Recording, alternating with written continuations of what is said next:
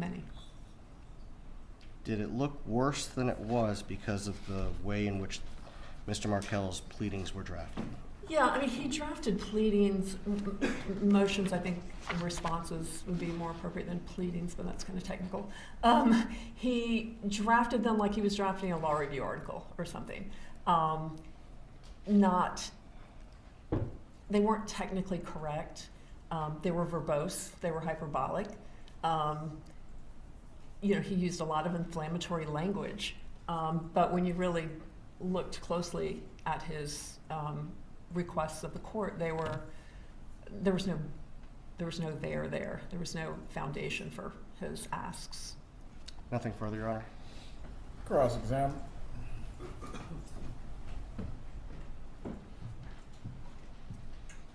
What is it you were asked to do in this case?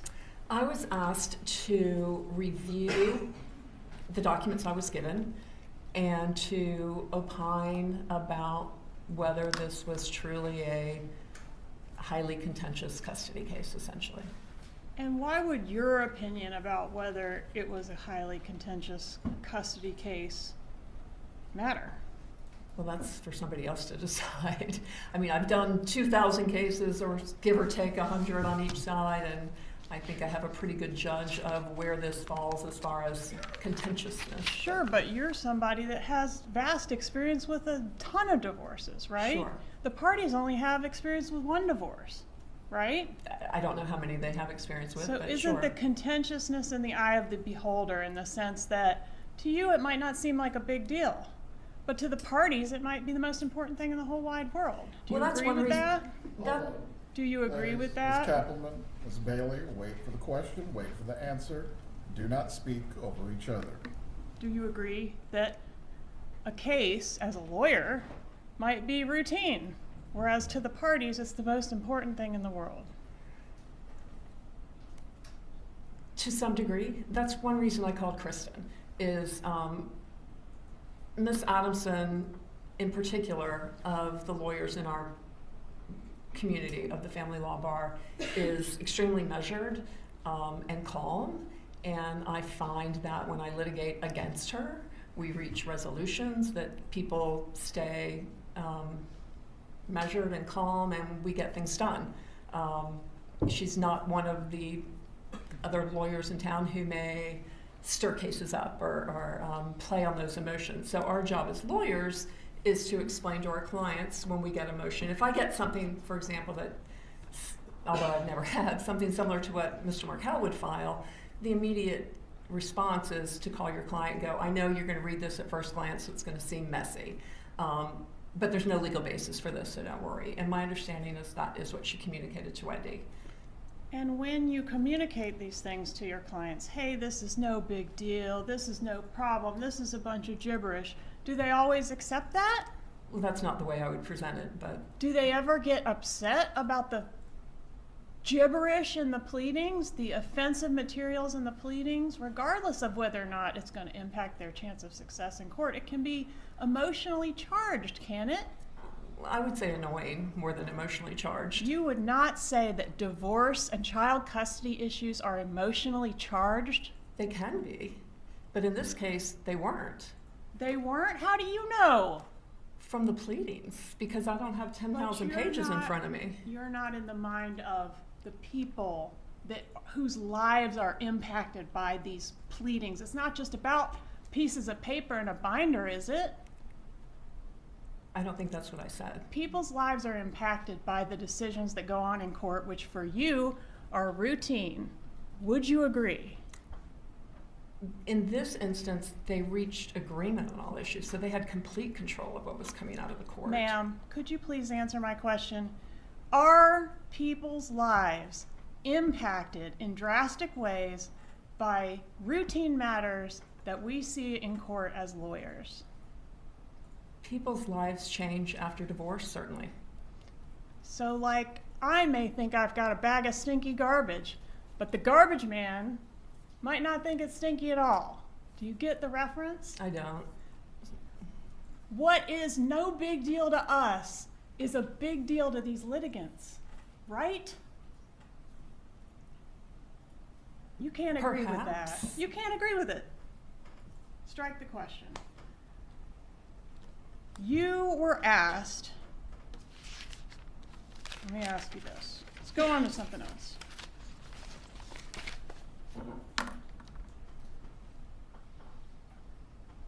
Have you ever had people get murdered or commit suicide based on the issues that are going on in your family law litigation? I've never had anyone murdered. I had in one instance a Middle Eastern person committed suicide just because there was a divorce, and that was shameful.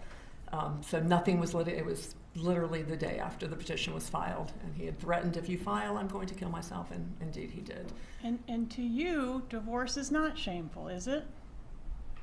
To me, divorce is not shameful. Divorce is not a basis to commit suicide, is it? Not according to me, but I didn't grow up in Iran or wherever this custom or feeling. Exactly, Ms. Bailey. To derived. that person, it was a reason to commit suicide, right? Apparently so. Aren't these issues raised in these pleadings potential fuel to make people upset?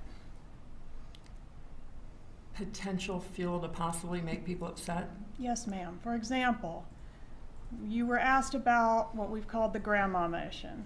You say, oh, it's no big deal, it wouldn't be granted, it was buried in there. But the allegation is, grandma is disparaging me to these kids, and I won't tolerate it, right? Couldn't that be upsetting to grandma? You'd have to ask grandma. I don't. Exactly. It shouldn't have been. There was no proof, It shouldn't have been, in your opinion. in my opinion. But in your opinion, divorce is no reason to commit suicide, right? True.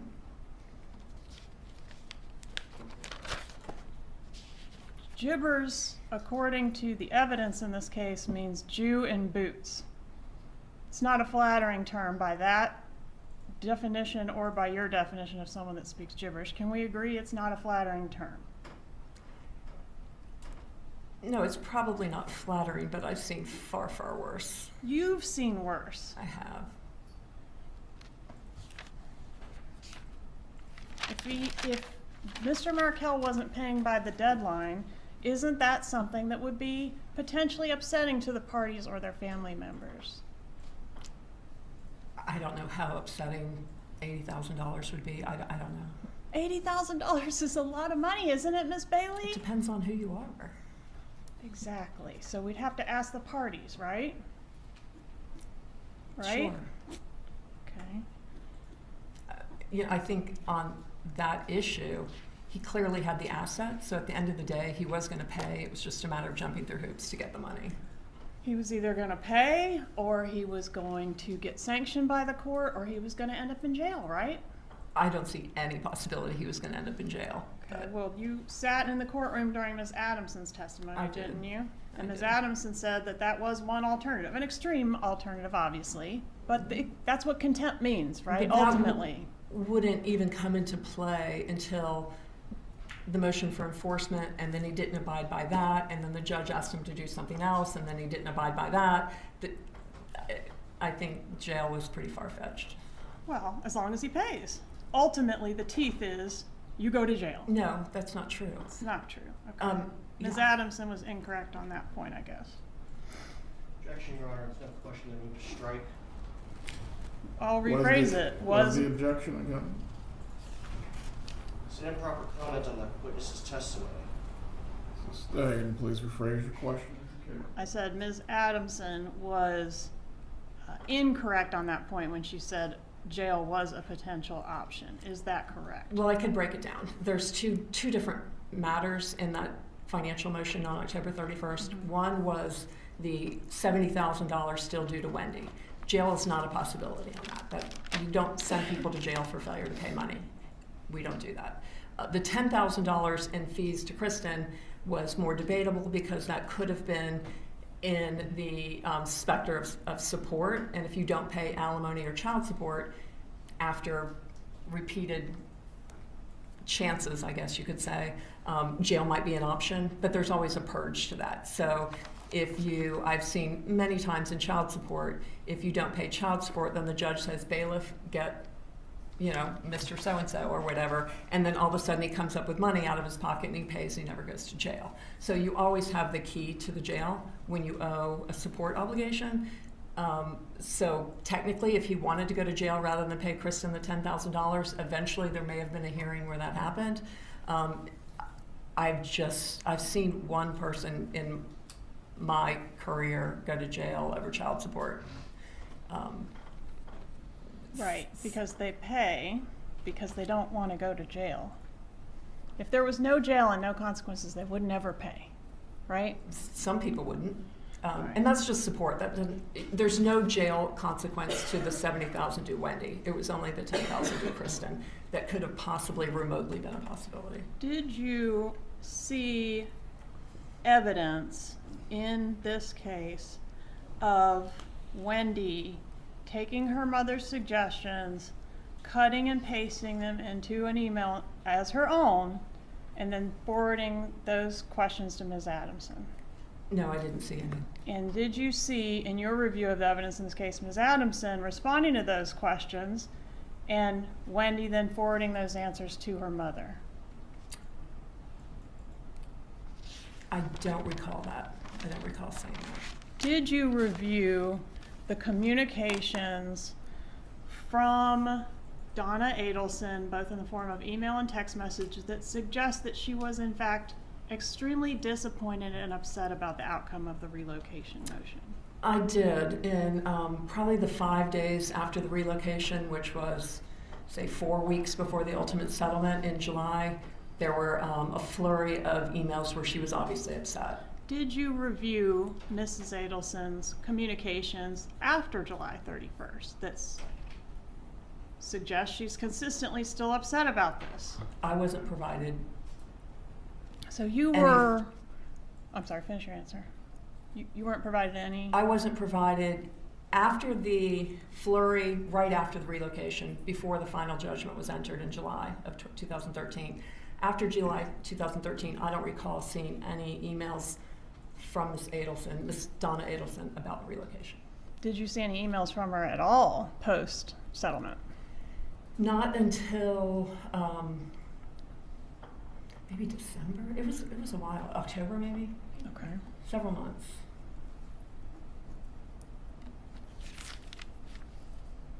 If Dan Markell had agreed to the relocation post-denial, post-stipulation, post, it could still happen, right? I mean, if he agrees, it could happen. Sure, if he agreed, she could have relocated. All right. And if he was murdered, it could happen, right? Well, obviously.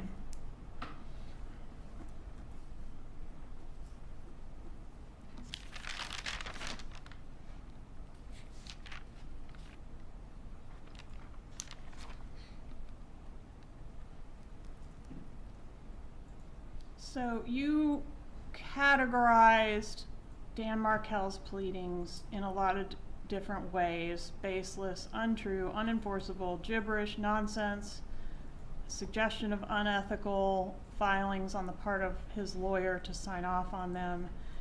Are you saying, I think what you're saying is that those things wouldn't amount to much in court because it's not really effective filings. Is that what you're saying? What I'm saying is his motions post July 31st were not based in the law, and I don't think that allegations about accounts he knew of not being on an early filed financial affidavit would amount to fraud, and it certainly wouldn't excuse him not paying what he was supposed to pay under the terms of the court order. And the motions related, the motion in March 26th related to parenting, he was trying to enforce things that weren't in the marital settlement agreement.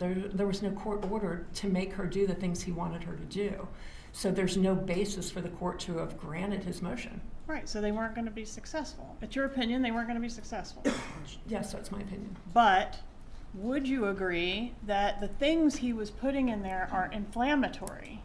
I would agree that they were inflammatory. And they potentially could make the parties or their relatives upset to read those pleadings and those inflammatory accusations.